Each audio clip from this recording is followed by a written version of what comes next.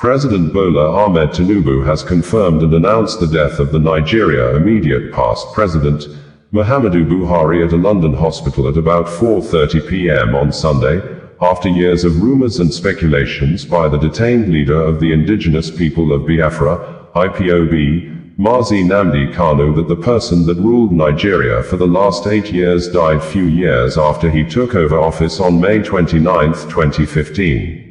The news of former President Buhari's death came at a time the ex-president was a major point of discussion during the preceding week after the personal media aide to the late president, Garba Shehu, confessed he lied to cover up the health issues of the then President Muhammadu Buhari, a confession the Indigenous People of Biafra described and said that the Garba Shehu's confessional statement about the use of the Villa Rat invasion story to cover up former President Muhammadu Buhari's illness vindicates its detained leader, Nnamdi Kanu, who had speculated years ago, starting from 2018, that the real Muhammadu Buhari died few years after assuming office, that the man that ruled Nigeria for the last part of first tenure and second tenure was Mr. Jubril al-Sudani from Sudan.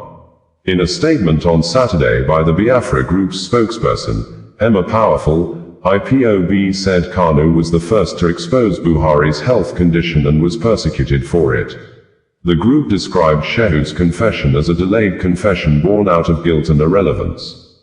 Where was this honesty when the Nigerian people needed it? Where was this truth when IPOB and our leader were being vilified, jailed, and labeled terrorists for speaking it? If this level of deliberate misinformation had happened in any sane society, those responsible would be in jail for subverting the constitution, undermining national security, and deceiving the electorate. But Nigeria rewards mediocrity, protects liars, and punishes truth-tellers. The truth is like the rising sun, it cannot be suppressed. Today, Garba Shehu has confessed. Tomorrow others will follow. Aso Rock is a house built on lies, and the foundation is shaking, the statement added. The former president, Muhammadu Buhari, had begged for forgiveness if he had done anyone wrong. In 2023, he said at a gathering that, "Whoever thought that there has been some form of injustice on him, we are all humans. There is no doubt I hurt some people, and I wish they would pardon me, and those who think that I have hurt them, please pardon me." Late President Muhammadu Buhari stated this in May 2023, according to the video republished on X social media platform on Sunday by one of his former media assistants, Bashir Ahmed.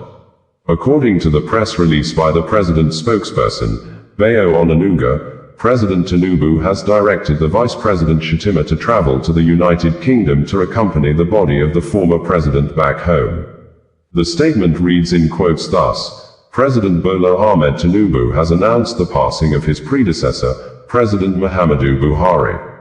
President Buhari died today in London at about 4:30 p.m., following a prolonged illness. President Tinubu has spoken with Mrs. Aishat Buhari, the former president's widow, and offered his deep condolences.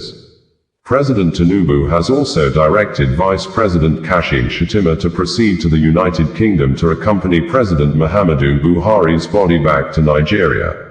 Former President Buhari was twice elected Nigeria's president in 2015 and 2023. He also served as military head of state between January 1984 and August 1985. President Tinubu has ordered flags at half-staff as a mark of respect for the departed leader. Bayo Onanuga, special advisor to the president, Information and Strategy, stated this on Sunday, July 13, 2025. On a personal note, President Bola Ahmed Tinubu said, "It is with profound sorrow and a heavy heart that I received the news of the passing of His Excellency, Major General Muhammadu Buhari, retired, GCFR, my predecessor, who departed this life today, Sunday, July 13, 2025, at a hospital in the United Kingdom." President Buhari was to the very core, a patriot, a soldier, a statesman. His legacy of service and sacrifice endures. He served Nigeria with unwavering dedication, first as a military leader from January 1984 to August 1985, and later as a democratically elected president from 2015 to 2023. Duty, honor, and a deep commitment to the unity and progress of our nation defined his life. He stood firm through the most turbulent times, leading with quiet strength, profound integrity, and an unshakable belief in Nigeria's potential. He championed discipline in public service, confronted corruption head-on, and placed the country above personal interest at every turn. In this moment of national mourning, I extend my deepest condolences to his beloved wife, Aisha, with whom I have been in constant touch, his children, the entire Buhari family, and all who knew and loved him. I also extend my condolences to the government and people of Katsina State, most especially the people and traditional leaders of Daura Emirate. We honor his service, we reflect on his legacy, and we pray for the peaceful repose of his soul. As a mark of respect to our former leader, I have directed that all national flags fly at half-staff across the country for 7 days from today. I have also summoned an emergency Federal Executive Council session on Tuesday, dedicated to his honor. The federal government will accord President Buhari full state honors befitting his towering contributions to our country. May Allah forgive his shortcomings and grant him Al-Jannah Firdaus. And may his life continue to inspire generations of Nigerians to serve with courage, conviction, and selflessness. Bola Ahmed Tinubu, GCFR, President, Federal Republic of Nigeria stated this on Sunday, July 13, 2025. It would be recalled that in April 2019, during the preparation for the Nigeria general elections, Nnamdi Kanu came up with a fresh claim about the true nationality of President Muhammadu Buhari. Kanu, in his broadcast from the United Kingdom, said that neither dead Muhammadu Buhari nor his replacement, Jubril al-Sudani, is qualified to contest for Nigeria's presidential election. Nnamdi Kanu argued that being born on Nigerian soil was not enough to qualify one as a Nigerian citizen by birth, unless the parents, grandparents of such person is also born in Nigeria. The IPOB leader said that Buhari's father, Hardo Adamu, was a nomadic Fulani trader, a duck seller, from Niger Republic and later became a bodyguard in the Emir of Daura's palace, which made him to settle in Daura, Katsina State, adding that he, Hardo, was born in Niger Republic, not Nigeria. Nnamdi Kanu vowed to continue his efforts to unmask Jubril Aminu al-Sudani, the Sudanese man who he had claimed is replaced the then President Buhari in the presidential villa.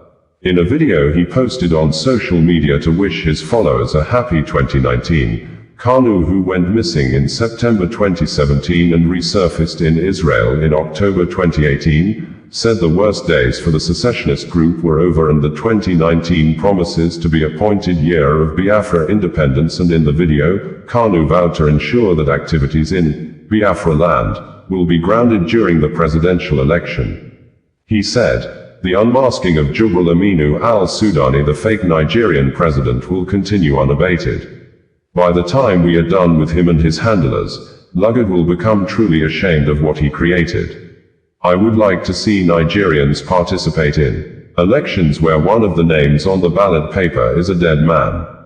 This shame and humiliation is one that will never leave Nigeria as it heads ingloriously towards self-destruction. We understand the enemy has announced yet another round of Fulani military invasion of our land in the name of Operation Python Dance, no doubt to help facilitate the rigging of elections for Jubril al-Sudani and the cronies of Fulani cabal across Nigeria.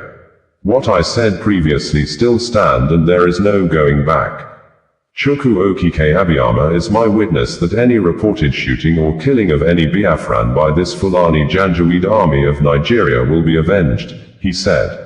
In December 2019, then President Muhammadu Buhari personally spoke and said he's not the Jubril from Sudan, that he's the real Buhari Nigerians voted for. Whoever thought that there has been some form of injustice on him, we are all humans. There is no doubt I hurt some people, and I wish they would pardon me.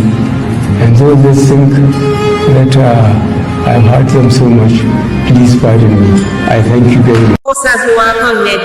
bring you the news in a more digital way. Anambra State Command of the Nigeria Police Force has repelled the simultaneous sporadic heavy gun shooting in Oko and Ekwulobia, when two separate groups of unknown gunmen engaged men of the Oko Divisional Police Headquarters in the Orumba North local government area in an early morning gun battle, and another group took over the Ekwulobia flyover bridge in the Aguata local government area of the state on Wednesday, resulting in the death of two members of the public and set ablaze the patrol vehicle of Agunaechemba, the state special vigilante group, which, police said one of the attackers was killed during the deadly gun battle, and on Thursday, the police issued new updates, stating that an additional AK-47 rifle has been recovered from one of the fleeing assailants, while Biafra armed group, the Biafra Defense Forces, in a tweet on Thursday specifically denied any involvement in the mass shooting at Ekwulobia, stating, "Those impersonating them will one day run out of luck."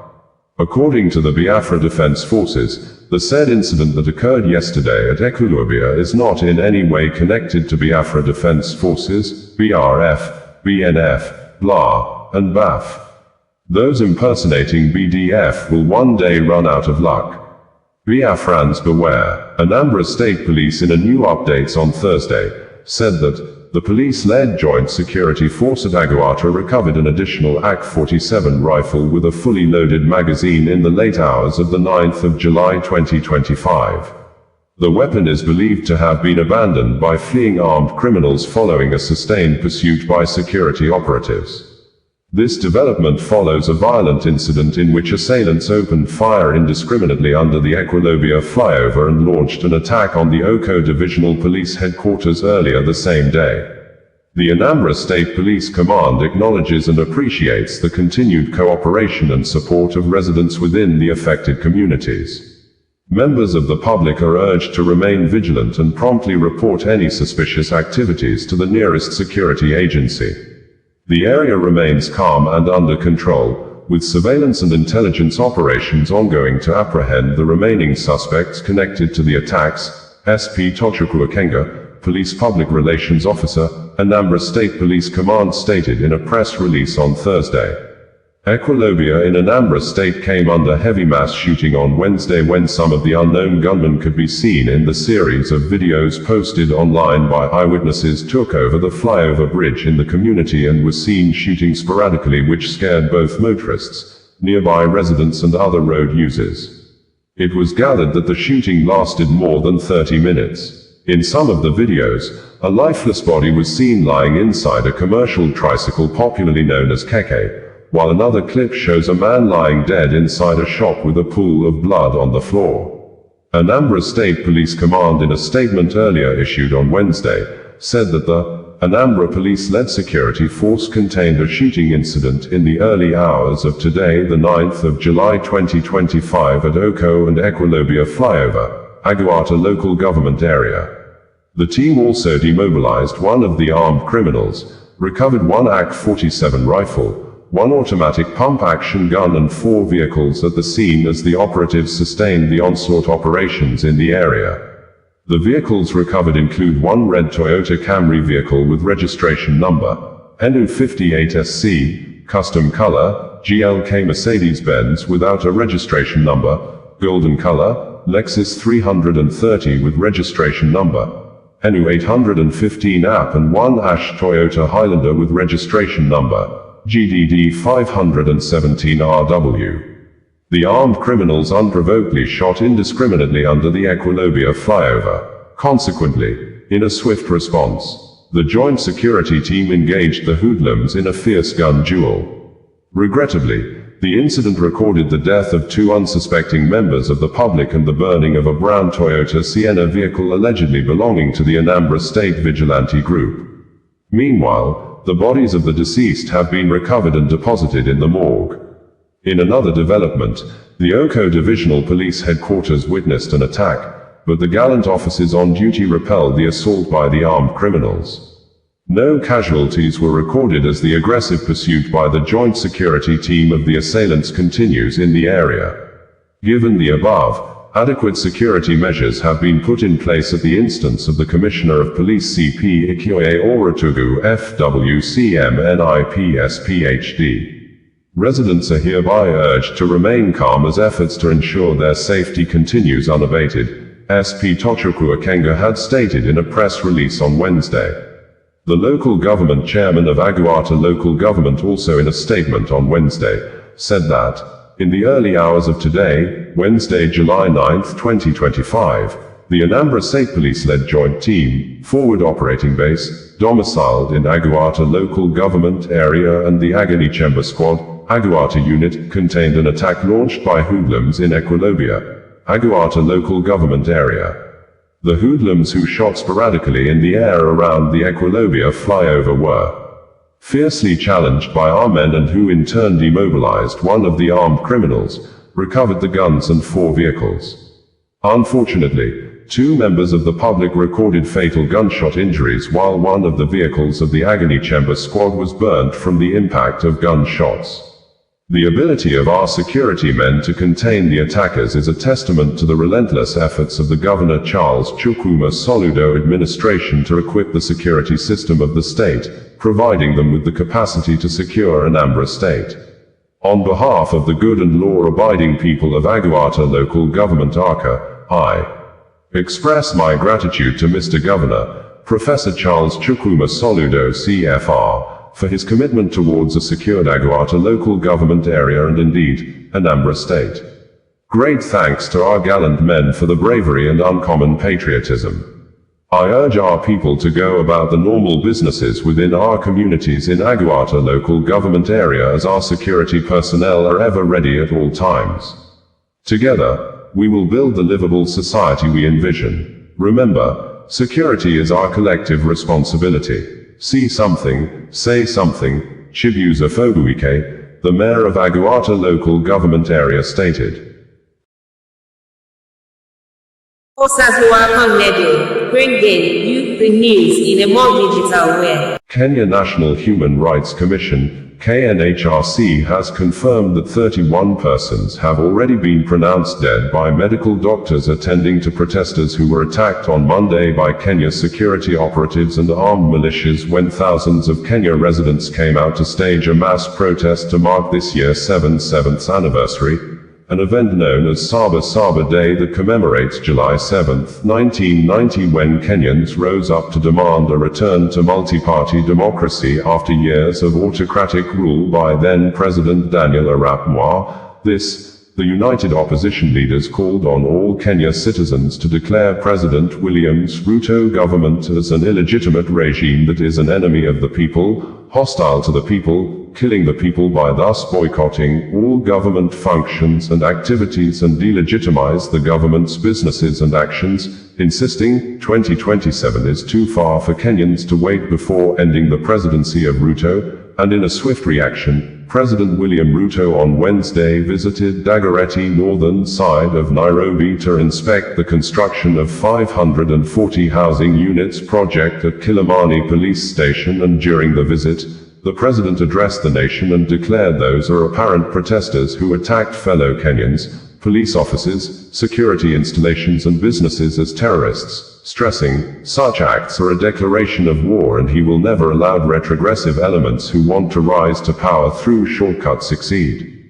Opposition leaders on Tuesday accused the government of deploying unmarked police vehicles to transport armed gangs to perceived opposition strongholds during the protests. They called for a national boycott of all businesses affiliated with President Ruto's administration, accusing his government of deploying state-sponsored violence and extrajudicial killings on Kenyans. This regime is hostile. It cannot be reasoned with. It must be resisted. We will not rest. We will not retreat. We will not surrender, the opposition said in a joint statement. Jeffrey Rigathi Gachagua, one of the opposition leaders and former deputy president of Kenya, said, on the 7th of July 2025, the 35th anniversary of Saba Saba, Kenyans took to the streets to protest. Unknown to the peaceful protesters, the tired regime of William Ruto had a well-organized, state-sponsored militia working in cohort with the police to maim, kill, destroy property, and blame it on the Kikuyu community. President Ruto's ICC cases are still ongoing and were paused after witnesses disappeared. It is clear that history is repeating itself. Ruto is hellbent on finishing his unfinished business with the Mount Kenya region. To President Ruto, I say this with a lot of humility. Please stop being angry. The people of Kenya are far more angry than you are. If you truly want this to end, then restore the dignity of the payslip. When the middle class can breathe, they will create jobs for our young people. Stop the abductions, stop the extrajudicial killings. And if you want this to end, disband the killer squad. According to the Kenya National Human Rights Commission, KNHC, the Commission is still actively monitoring and following up on all reports and incidences related to the 7th of July 2025 Saba demonstrations across the country. Below is a general update of the human rights violations documented by KNCHR as of today, the 8th of July 2025 at 1900 hours. Deaths, 31. Injuries, 107. Enforced disappearances, 2. Arrests, 532. Destruction of property, value unknown. The KNCHR strongly condemns all human rights violations and urge accountability from all responsible parties including police, civilians and all other stakeholders. We once again send our message of condolence to those who lost their loved ones and wish a quick recovery to those nursing injuries. The KNCHR calls upon anyone with information and human rights concerns relating to the demonstrations to share it through SMS 22359, email complaint@knchr.org and toll-free line 0800720627, stated as signed by Dr. Raymond N. Wairas, PhD, Vice Chairperson, Kenya National Commission on Human Rights, KNCHR. Kenya Human Rights Commission, KHRC, in a video post on Monday had stated that law enforcement officers have killed at least 9 protesters during Saba demonstrations held across 24 counties. The actual death toll is likely higher. Given the nationwide scale of the protests, it will take time to verify and compile the final numbers of arrests and injuries. Press briefing notes issued by the United Nations Office of the High Commissioner for Human Rights as made available via the UN website on Tuesday. The spokesperson for the UN High Commissioner for Human Rights, Ravina Shamdasani, said, "We are deeply troubled by the killings yesterday of at least 10 people, as well as looting and destruction of property in Kenya as police and other security forces responded to violent protests in the capital Nairobi and at least 16 other counties. Lethal ammunition, rubber bullets, tear gas, and water cannons were used. Police have reported that at least 11 people were killed, 52 police officers injured, and that 567 arrests were made."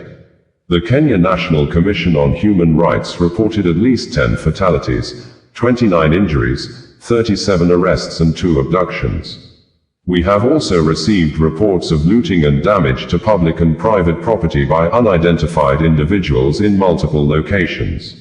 It is very concerning that these latest incidents come barely 2 weeks after 15 protesters were reportedly killed and many more injured in Nairobi and other parts of Kenya on the 25th of June. UN High Commissioner for Human Rights Volker Turk renews his call for calm and restraint, and full respect for the freedoms of expression, association and peaceful assembly. It is essential that legitimate grievances at the root of these protests are addressed. We note that the police have announced an investigation into earlier incidents.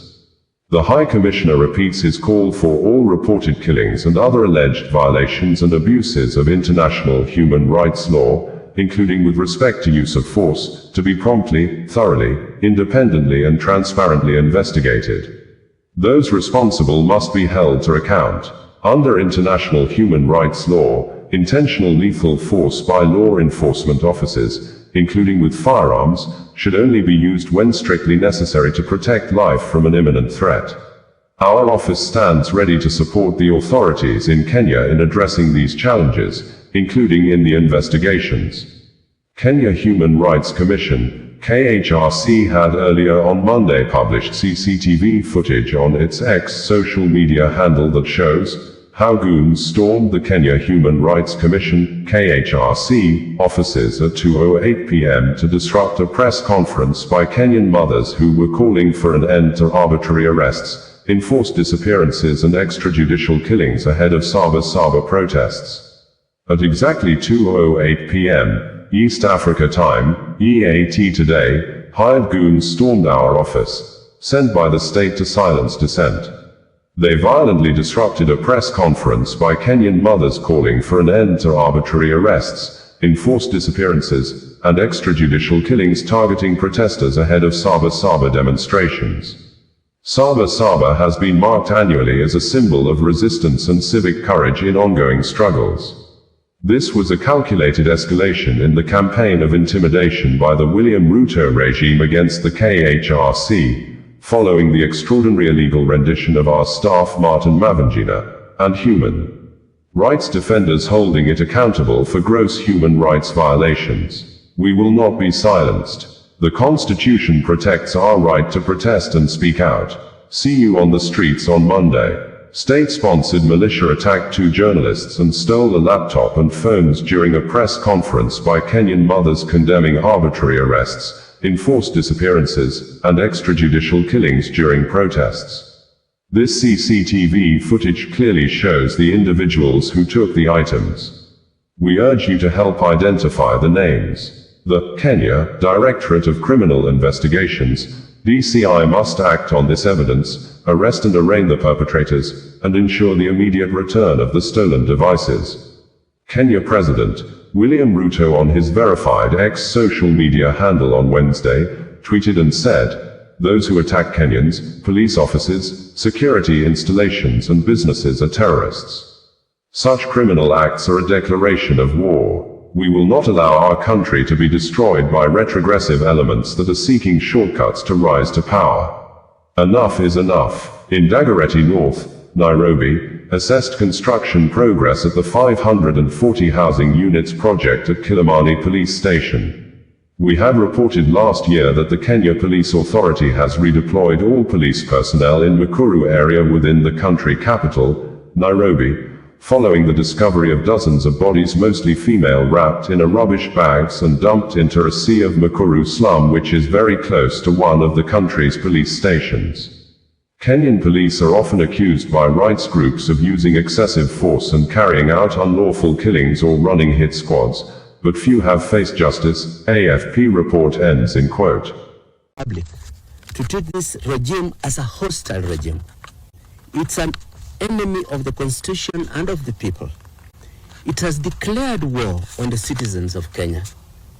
And we, the people, must resist to be dragged into a state of anarchy. Debts, enablers, financiers, and executors of this regime's violence will be held personally liable, both locally and internationally.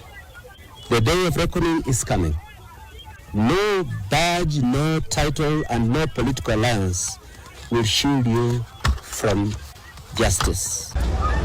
This regime is now hostile. It cannot be reasoned with.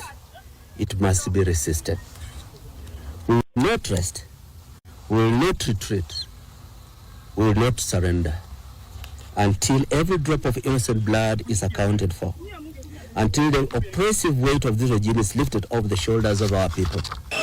Mtu yeyote ambaye anaenda kupiga polisi, mtu yeyote anaenda kuvamia police station, that is a declaration of war in the Republic of Kenya. It is not acceptable. Sijui kama tunaelewana, my friends. No, enough is enough. Haiwezi kuendelea tena. I will protect property ya wananchi wa Kenya, maisha ya wananchi wa Kenya, biashara ya wananchi wa Kenya. It is the responsibility of the government of Kenya, which I lead, that is going to make sure hii vita ya kuharibu mali na kuchoma biashara ya watu itakoma. It must stop. Sijui kama tunaelewana. And we are going to use whatever means that is available to make sure that we stabilize the country. We cannot accept mayhem and anarchy to destroy the development we have in Osazuwa Connedio, bringing you the news in a more digital way. Osazuwa Connedio, bringing you the news in a more digital way.